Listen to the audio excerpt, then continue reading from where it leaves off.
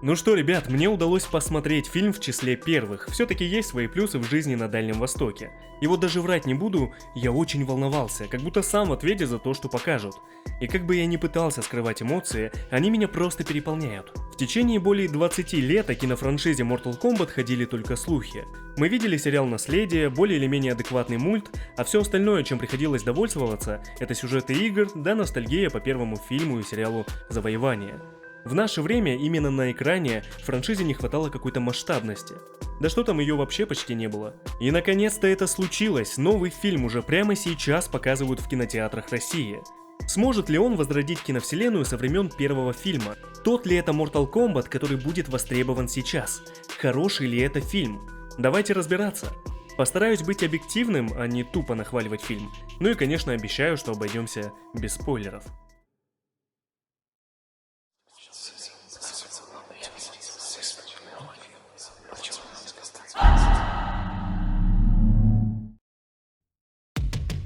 В последнее время фильмы выглядят все лучше и лучше, а значит и мне пора обновить свой старый телевизор, чтобы наслаждаться качеством в полной мере.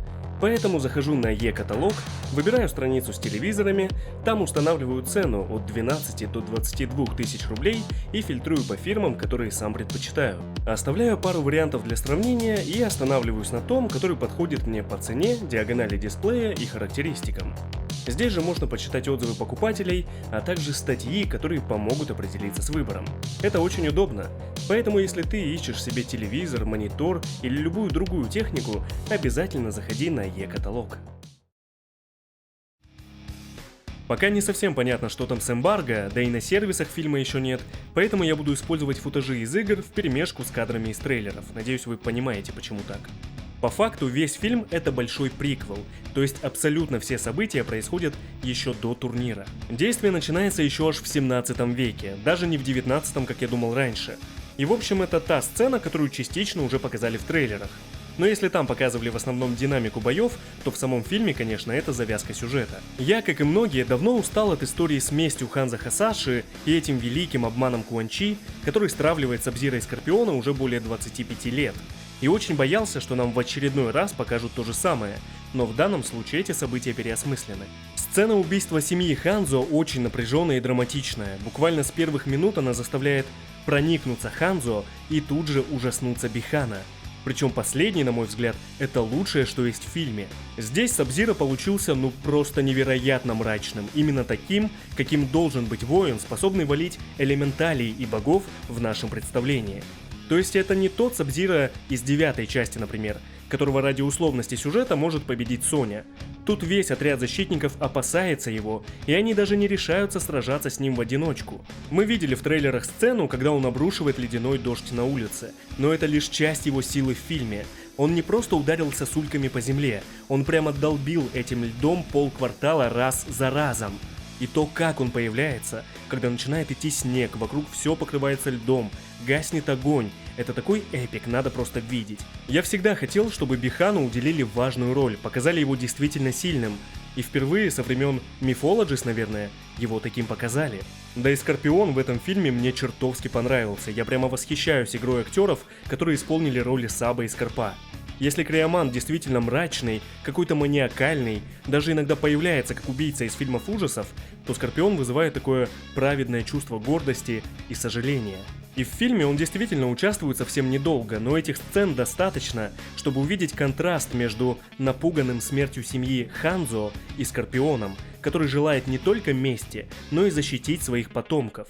Причем на протяжении фильма он и просит помочь ему вернуться в мир живых, чтобы условно защитить Коула и его семью, а не только отомстить. Когда уже показывают персонажей из нашего времени, кстати да, именно из нашего, а не из начала 90-х, то тут, наверное, Кейно и Кун Лао просто отбирают у остальных все внимание.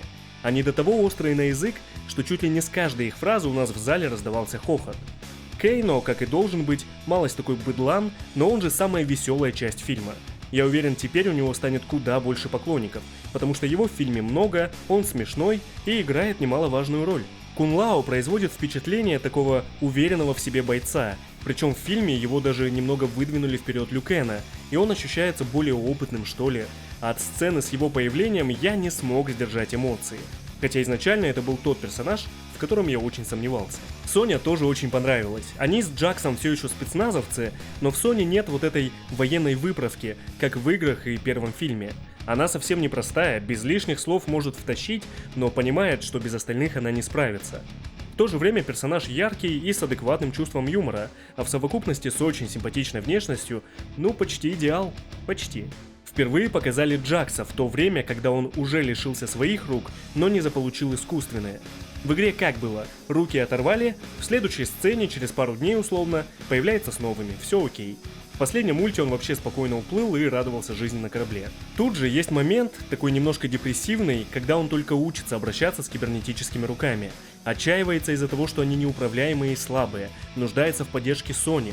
То есть круто, ведь фильм понимает, что мало просто взять и надеть на персонажа железные руки. А небольшими фразами, совсем небольшими, рассказывается о связи персонажей, про их мотивы, как они встретились и так далее. Кто мне все-таки не понравился, так это Рейден. Вроде бы юморной, но вредный бог грома, который со времен смерти Ханзо Хасаши сидел чуть ли не сложа руки, а теперь психует на всех, что они не бойцы и не хотят сражаться за земное царство, хотя некоторые из них узнали о турнире вообще недавно. То есть он не производит впечатления именно наставника, но харизма точно есть. Что касается Сайзата, то есть рептилии, его в фильме катастрофически, преступно мало, но сцена битвы с ним одна из лучших. Конечно, она совсем не напоминает ту, что была в первой экранизации, но все же очень динамичная, куда более динамичная. Причем, опять же, фильм учитывает имбовость этого персонажа, то есть то, каким он по идее должен быть с его кислотой и невидимостью. И лучше бы ему дали больше времени, чем воткнули этого всратого Рейко. Да кого угодно, Кабала, Милину, Гора нужно было показать больше вместо этого мерзкого недоразумения. Мне Рейко нравится с детства, и я всегда представлял и видел его таким сообразительным и сдержанным, гордым генералом армии Шао Кана. Таким он был в Армагеддоне, в комиксах его классно преподнесли, но здесь же это просто какой-то реднек. Чисто вот знаете, уволень с кувалдой для массовки, чтобы Джаксу было с кем сражаться. Рейко они просрали. Зато Милина далеко не такая, какой мы видели ее раньше. И нет, дела не только в цвете кожи. Если в играх она очень импульсивная, малость безумная, то здесь она куда серьезнее и занимает заслуженное место рядом с Шан Цуном. Но при этом ее не сделали совсем каменной. Она становится такой же яростной и кровожадной, когда появляется ее таркатанская пасть и лицо буквально рвется. Собственно, из-за этого и кровь вокруг рта. Это мне очень понравилось. Шан Цун, ну не Тагава и даже не Брюс Лок, но в целом хорош за счет образа, костюма и такого около демонического голоса, по крайней мере в русском дубляже. Сцен битвы с ним действительно нет, как и говорилось раньше, но в паре моментов он прям показывает себя. Причем интересно, что он не только сидит где-то там на троне, но и сам регулярно лезет в центр событий. Кого еще было реально мало, так это Гора и Нитары. Причем последняя вообще непонятно зачем появилась, словно какая-то наложница Шан Цуна. Гора, ну я даже не знаю, что сказать, чтобы не спойлерить. Не совсем то, чего хотелось видеть. Вообще роль не сравнить с той, что была в первом фильме, даже не те масштабы.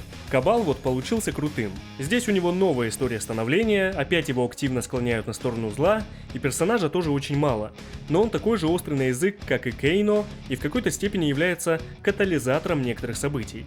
То есть далеко не для массовки добавили. Лю Кен не похож ни на одного из тех, что мы видели ранее в играх и фильмах, но может быть ближе к 11 части. Он гораздо более сдержанный на фоне Кун Лао, но при этом довольно агрессивный и не лезет за словом в карман. Что касается боевых сцен, они невероятно крутые. Я буду много раз пересматривать моменты, где Ханзо отбивается от Линь Куэй, где появляется Кун Лао и битву с рептилией. Причем важно отметить, что персонажи повторяют движения бойцов из игры. То есть Соня буквально как осьминог хватает врагов руками и ногами. Кун Лао прямо повторяет удары из 10 и 11 частей. Ну и конечно такие движения, как велосипед Лю Кена, тоже присутствуют. Хотя хотелось бы больше. Сам сюжет, конечно, далеко шагнул от первоисточника. То есть эти метки дракона, они и даруют обладателям сверхъестественные способности. И немногие рождаются с метками, некоторые приобретают их в процессе. Меня малость огорчило проявление сверхспособностей у некоторых бойцов, но я заранее был настроен на самостоятельную историю, а вот многие, боюсь, будут бомбить из-за этих меток дракона. Но скажу так, простых людей среди защитников Земли нет. Новый персонаж Коул в целом не вызывал раздражения и вопросов в стиле «почему он, а не Джонни Кейдж?». Сначала да, его показывают таким лютым нытиком и неудачником, но как только он проявляет свои силы, то становится важной частью команды. причем настолько важные, что в дальнейшем начинает раздавать там всем приказы. Последние 40 минут сложилось впечатление, что фильму длиной 1 час 50 минут не хватает хронометража. То есть все начинает развиваться слишком быстро. Например, в одной сцене персонажи обсуждают, кто и с кем будет сражаться, и прям в это время уже показывают кадры, как один дерется с другим. По части сюжета вообще есть за что хвалить и за что ругать, но об этом, наверное, надо будет говорить уже потом, когда большинство посмотрит фильм. Но иногда действительно поступки персонажей кажутся очень глупыми и надуманными. Например, когда Рейден выгоняет Коула из-за того, что тот скучает по семье и не может раскрыть свои силы. Но сам Бог при этом даже никак не способствует, хотя это же в его интересах в первую очередь. Но очень приятно, что учитываются такие вещи, как, например, национальность персонажей. То есть в сцене битвы Ханзо и Бихана они не понимают речи друг друга, потому что один китаец, а другой японец. Я вот за это не раз топил, особенно что касается сериала «Наследие», но не думал, что авторы фильма это тоже учтут. Хотя в то же время ради фан-сервиса Бихан произносит фразу «За Лин Куэй», очевидно на английском языке, раз ее дублировали, а не перевели титрами. Вообще всяких пасхалок и отсылок я заметил с десяток, а я еще не очень внимательный. Причем меня удивило, что есть отсылка к Джону Тобиасу или Тобайасу, но я не увидел ни одной к Эду Буну. А учитывая, что он сам и жалкого твита не написал о фильме за все это время, то закрадываются мысли о том, что может он как-то сторониться фильма. Но почему? Помимо амулета Шинока, веера Китаны, постеров с Джонни и прочего, есть отсылки на самих игроков, что меня прямо поразило. То есть Лю Кэн в какой-то момент достал Кейно одним и тем же приемом, и тот реально психанул, типа сколько можно делать одно и то же. За это авторам прям поклон. Немножко разочаровала русская локализация, то есть голоса приятные, все хорошо, кроме произношения имен и рас. Гора вот стал Шоканом, а не Шаканом, а в именах прямо выговаривается эта буква Г. Знаете, типа Шанг Цунг, Кунг Лао и вот это все. Ну то есть не то чтобы я дофига умный, сам только недавно стал говорить Кейно, а не Кано, но такие вещи для локализаторов должны быть очевидны, как по мне. Немного резало слух, но не критично. Еще раздражало, что местами, например, у Джакса прям по губам читалось, что он говорит bullshit, а переводят как ерунда, где Кейно говорит fuck, переводят черт и все в таком стиле. Но это я условно, конечно. Просто очевидно, фильм наполнен матами, у него рейтинг 18+. Зачем цензурить такие вещи, если они наоборот могли бы сыграть на руку? В целом, чего ждать, если вы еще не смотрели этот фильм? Mortal Kombat — это интересная, очень динамичная и мрачная история, с кучей крови и красивых фаталити, с уместной драмой вокруг персонажей, со множеством потрясающих актеров, о которых мало кто знал на самом деле. Как я и говорил ранее, не надо здесь искать канон, пытаться провести параллели в сюжете с играми, сравнивать и так далее. Нужно быть готовым к тому, что часть персонажей сольют, но с намеком на воскрешение, к тому, что события начнут развиваться слишком быстро. Фильм не идеален, но он потрясающий. Лично мое мнение, получилось. Очень хорошо. Давайте уже смотрите скорее, потому что мне хочется обсудить так много вещей с кучей подробностей и сравнений, прям уже не терпится. Но также я жду вашего мнения. Только адекватного, если можно, без надуманного хейта в сторону фильма. Ну и уважайте других, постарайтесь не спойлерить, пожалуйста. А я не прощаюсь.